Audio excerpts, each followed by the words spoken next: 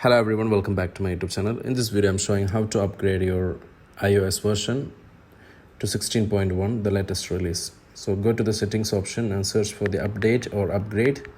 Then you will get the software update option under the general tab.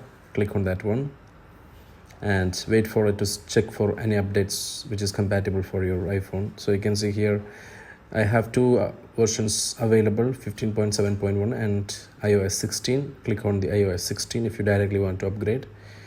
So download and install, and you need to provide your passcode here. It seems to be wrong. I just need to put it again.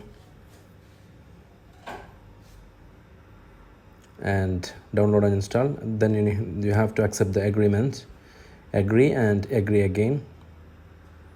That's it. Now it will download the version in the background, and once it's finished it will install. You should have at least 15% charge, or you have to plug in. Thank you for watching guys. Subscribe the channel. Take care.